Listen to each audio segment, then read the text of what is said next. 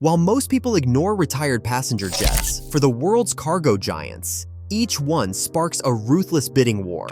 Why would Amazon, FedEx, and UPS pay millions above market for 15-year-old planes, offering $15 million for aircraft that cost $350 million when new? Only 20 facilities worldwide can handle these conversions. With 1,000 jets retiring by 2025, the scramble is reaching fever pitch. The stakes are clear. Whoever controls these aging airliners controls the future of global delivery. But what makes these old jets worth fighting for? A 15-year-old wide-body jet, once the pride of a passenger fleet, now sits at the center of a financial calculation that cargo airlines cannot ignore. By the time an aircraft reaches this age, nearly all of its original value has been written off the books. A plane that sold new for $350 million can now be acquired for around $15 million, sometimes even less depending on market cycles and maintenance history. Yet for cargo operators, these midlife hulls are anything but obsolete. With another 15 to 20 years of structural life left and a well-documented maintenance record, the risk profile is clear and the math is compelling. The value is plain to see. The economics tilt sharply in favor of the buyer. Instead of tying up hundreds of millions of dollars in new hardware, a cargo airline can buy a proven airframe at a fraction of the cost, invest $20 to $30 million in a freighter conversion, and still come out far ahead. The total capital outlay, often under $45 million, is recouped in as little as 5 years of operation. Compare that to a new-build freighter, where it can take 15 years to pay off the initial investment, and the logic becomes hard to resist. Every dollar saved up front translates directly into faster returns, greater flexibility, and less exposure to market downturns. This is not just about cheap planes. It is about maximizing return on every dollar, with a clear view of risk, depreciation, and future value.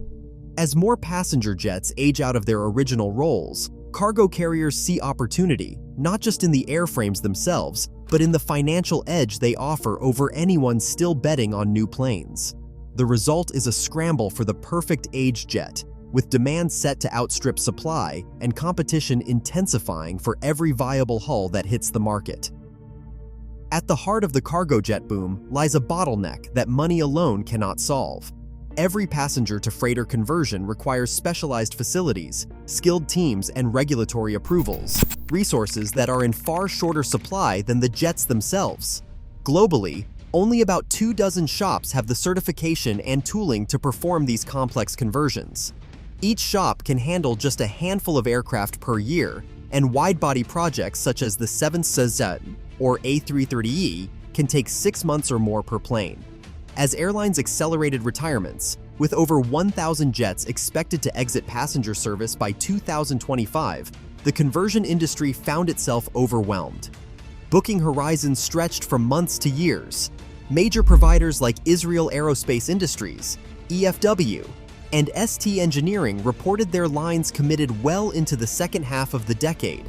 For the most popular models, such as the 767, A321, and 777, there are simply not enough slots to meet demand.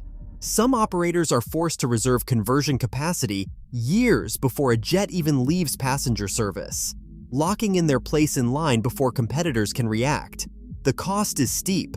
A conversion can run anywhere from $5 million for a narrow body to over $30 million for a wide body, depending on the aircraft and the complexity of the work. Yet even at these prices, conversion slots are so coveted that airlines and lessors pay premiums just to secure an earlier delivery. Facility managers describe a constant stream of inquiries, with backlogs now measured in years and no sign of relief. For cargo airlines, the real fight is not just for the planes, it is for the rare chance to transform them before someone else does. Nothing commands attention in the cargo world quite like the Boeing 777. At full stretch, the 787-300ER can haul 102 metric tons of freight, enough to fill a small warehouse with every flight. That payload, combined with a range that covers major intercontinental routes without refueling, makes the 767 a natural successor to the aging 747 freighters that once dominated long-haul cargo. But the real appeal is not just brute force. The 767's twin-engine design delivers a step change in fuel efficiency compared to the older 4-engine giants. Every ton of cargo moves farther on, less fuel, with lower maintenance costs and fewer regulatory hurdles. Fleet planners see the 767 as a workhorse with staying power. It hits the sweet spot for capacity, range, and economics in a world where margins are razor-thin and delivery schedules rule the day. The 777-300ER in particular has become the most sought-after model for conversion. Airlines are retiring these jets at the ideal point in their life cycle, old enough to be affordable, young enough to promise another 2 decades of hard work. As the 747 fleet shrinks and demand for global e-commerce surges, every available 777 becomes a high-value asset. Cargo airlines know that securing even a handful of these airframes can reshape their networks overnight. With only so many suitable hulls entering retirement each year, the competition is fierce. The 777 has become the gold standard, and every time one leaves passenger service, the scramble begins anew.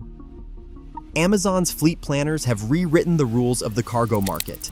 In just 5 years, Amazon Air expanded to nearly 90 aircraft, snapping up every available mid-life jet they could find. Their approach is direct: move faster, offer more, and lock out rivals before the competition even knows a plane is for sale. While FedEx and UPS rely on established networks and decades of procurement routines, Amazon brings deep pockets and a willingness to pay a premium for the right aircraft and, crucially, the right conversion slots. Industry insiders describe confidential bidding rounds where Amazon's offers outpace rivals, driving up prices for everyone.